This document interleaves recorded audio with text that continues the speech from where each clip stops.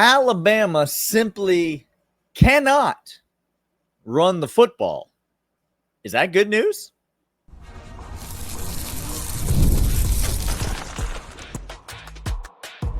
You are Locked On Bulldogs, your daily podcast on the Georgia Bulldogs. Part of the Locked On Podcast Network, your team every day.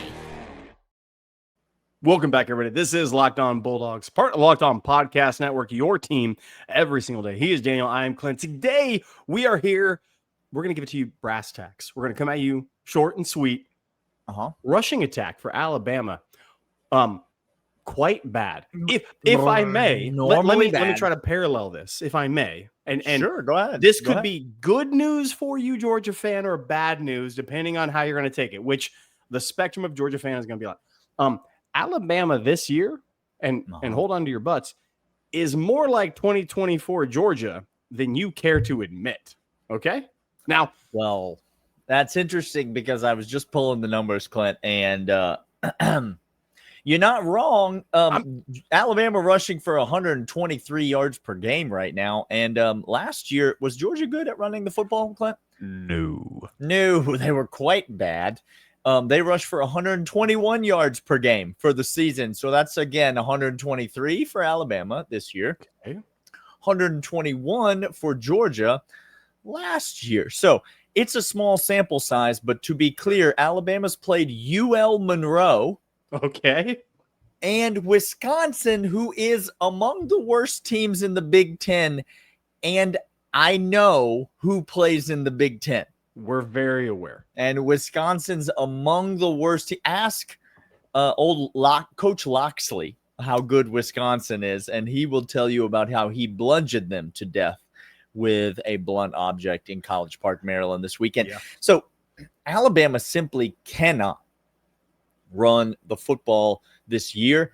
I thought Kirby was asked about it in his presser, Clint, and I thought it was – you can tell when Kirby's working, like when he's up there in his bag, you know what I'm saying? Like sometimes he's asked about a player or a team or a scheme, and he's just like, yeah, they're really good. They got this going for them. They got this going for them. They got this going for them. They're good at this. They're good at this. They're good at this. They're good at this. They're going to pose a real threat to us. He's asked about the Alabama rushing attack, and he says, I'll tell you what, they're using a lot of guys. That's what I've noticed is I'm really happy to see they're really good. If I was coach, I'd be happy. They're receiving out of the backfield. They can do that. That is they're playing a lot of guys is the best thing I can think to say about them right now. You have that friend, Daniel, that when people are asked, like the reference, it's when you get a reference call for somebody and they're like, hey, how do you know somebody? Like, oh, yeah, we know him. He's been playing. How was he? He used to bring us cupcakes on Friday. Yeah. And you're like, that's not Halloween party. He was he usually had the best costume at the company Halloween party. That is something I could say. He always smiled in the morning. Yeah. Sure. Not good at his job, it turns out. That's the thing. See, in Alabama, like this is what's weird is if you look at Georgia last year, Georgia had a leaky offensive line. Not a good thing to have leaking. Not many things are good to have leaking, but an offensive line is quite bad. Running backs, not good. Injuries, again, stop me if you've heard this before. And a quarterback who is actually playing pretty. Much maligned Carson Beck. We said problems, very problematic. When he gets happy feet, he throws interceptions. And by the way, you saw that on Saturday, but I digress. Ty Simpson, pretty good quarterback. We have no gripes about him as we respect him to death. We don't respect the running game or the offensive line. It's Georgia 2024 all over again. It's weird because they're coming to our place. We went to their place. What else does this running attack say for Kalen DeBoer? Has he had other running attacks like this? What does he want to do? We're going to talk about all of those. But first, these. These are, in fact, Square. Hey, this episode brought to you by Square, your favorite neighborhood sports run on Square. Look, the coffee shop that you're the order by heart, the corner deli that's serving you fantastic charcuterie. These are the places that bring people together. When neighborhood businesses thrive, the whole neighborhood thrives. Let me tell you this. That spot you're going to go to in Athens this weekend when you're down there, they use in Square. I guarantee you. These local sports are what makes neighborhoods feel like home. Square is a proud partner of 4 million neighborhood businesses.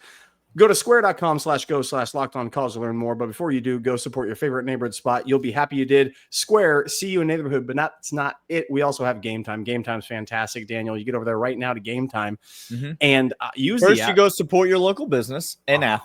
And then what you realize is you need a ticket to the game. You need to get into Sanford Stadium tonight on Saturday. Don't do endless queues, hidden fees. Don't do that. Game Time is fantastic. Views from your seat right in the app.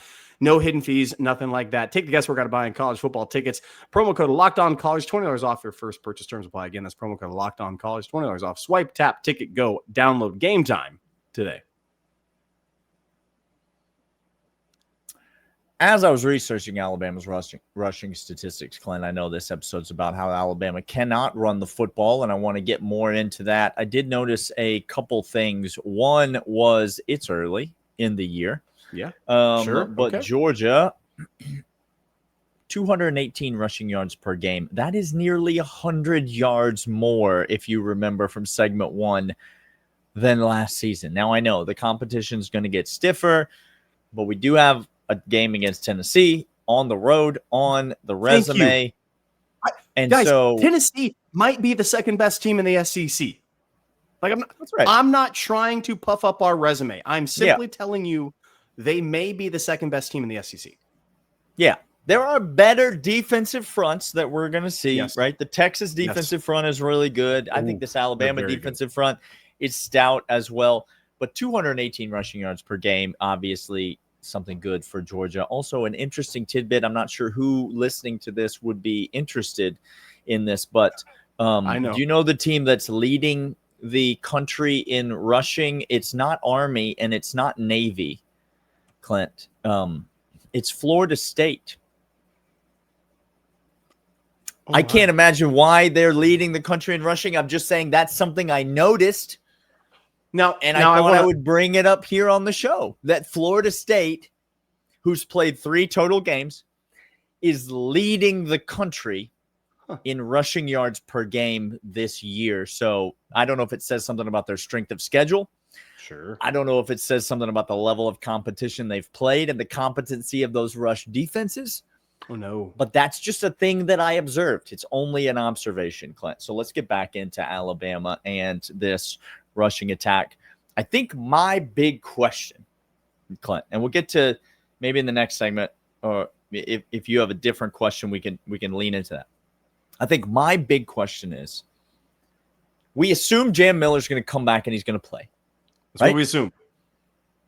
I think it would be silly to assume anything otherwise. He's playing. He's going to play.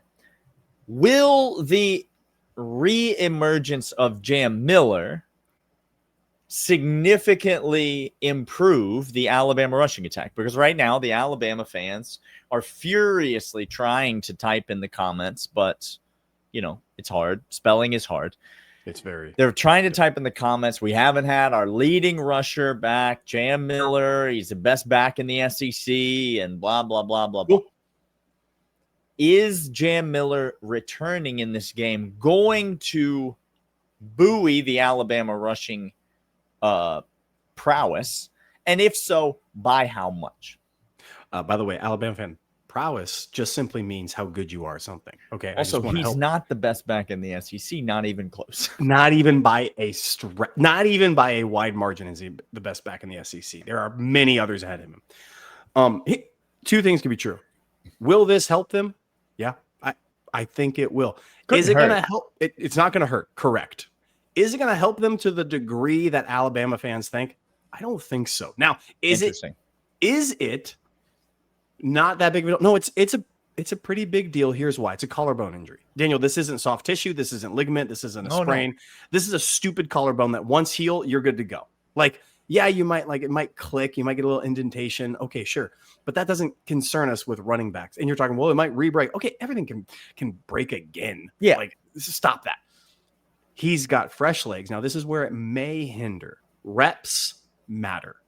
Reps matter a great deal, especially with when you're a quarter of the way into the season having different looks, different schematics. The playbook has shifted. It has changed. And you can take mental reps all you want, but the wear and tear and cardio is different. So it's somewhere in between. It's not going to be, oh my gosh, Heisman winner's back. And it's not going to be not a big deal. I think it's somewhere in between. And if I'm Alabama, I'm excited about this. If I'm Georgia defense, I'm a little worried because he's a good back. He's not a great back. He's a good back. He's better than what they have. And that is always not great when you're a defense facing Alabama. Yeah, it's not great. I've got some. Yeah, I do think it's going to help them. I do think that he's going to offer some fresh legs. I think what you said about it not being soft tissue, yes, he might be in some pain, but it's not going to hamper his ability to run the football as if he's coming back from an ACL or something like that, and you have to worry about him not being at full strength. I think he's going to be at full strength. The reps may be a concern, but I do expect Alabama to improve. How much will they improve, I think, remains to be seen. We got a little bit more to discuss about Georgia's ability to stop the run, make Alabama one-dimensional on Saturday, and why that matters right after these.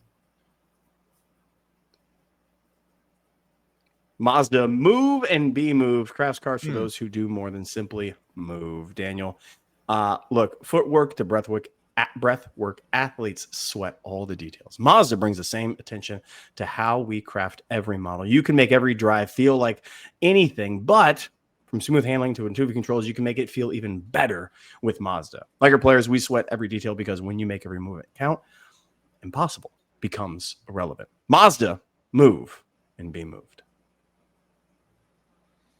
You got some stats for us. Is this what you're telling me, Daniel? Well, not necessarily stats. I do think it's interesting. Alabama struggles to run the ball. They also, it feels like they know it. Yeah. Okay. And here's what I mean. It's not just the rushing yards per game that is suffering. What you also see is that in terms of run play percentage, here we go. Like the percentage of plays that Alabama is running that are run plays, they're down at like the 42%, 44%. Okay. That puts them about 110th 30 teams. Now, compare again to 2024 Georgia, Clint. 2024 Georgia, 44% run plays. Exactly the same. 113th in the country in 2024 in run play percentage. You saw it last year, Georgia fans. Georgia knew they couldn't run the ball. Yeah. And so they gave it up. They quit trying. They put the game on Carson Beck's shoulders. And listen, you can say what you want about Mario Cristobal, but he's not dumb enough to put the game on Carson Beck's shoulders because he knows that you can't do that. Mario Cristobal's trying to run the ball and dominate people on the offensive line. That's how they beat Florida. That's how they beat Notre Dame. That's how they beat South Florida. If Miami continues to have success this season, that's how they will do it. And that's not a knock on Carson Beck. That's just a simple fact. Georgia last year tried to put the game on Carson Beck's shoulders, and it cost them significantly in some key moments. Georgia couldn't run the ball. Well, Alabama's in the exact same position this game, Clint. Correct. And so I ask you, if Georgia's able to get Alabama off the run in this game, what does that do for this Georgia defense? Why is that so important? Let me just simply go back to Tennessee. We got toasted Tennessee because we tried to get pressure with our front four, front five at times. They could not get home.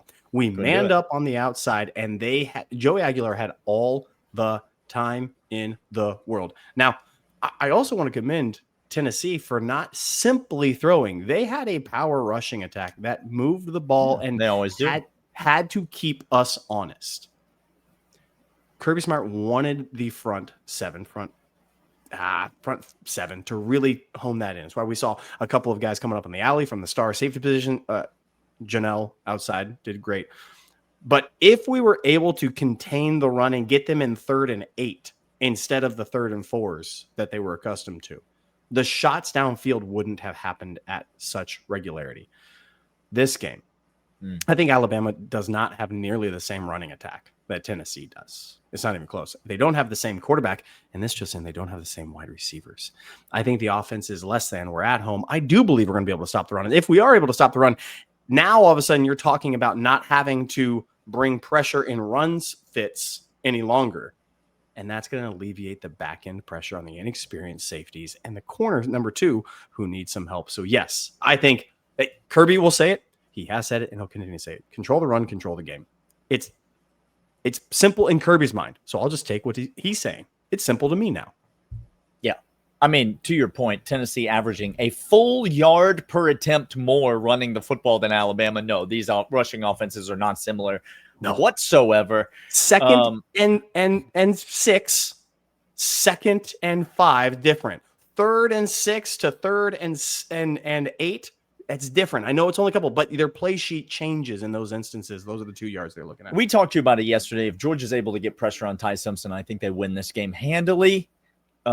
Limiting the rushing attack of Alabama, even with the return of Jam Miller, will be the key to do that. In the comments, you can let us know if you think Georgia will be able to do that, or if you think Jam Miller's return will pay tremendous dividends for this Alabama offense. Clint and I will be back each and every day with you.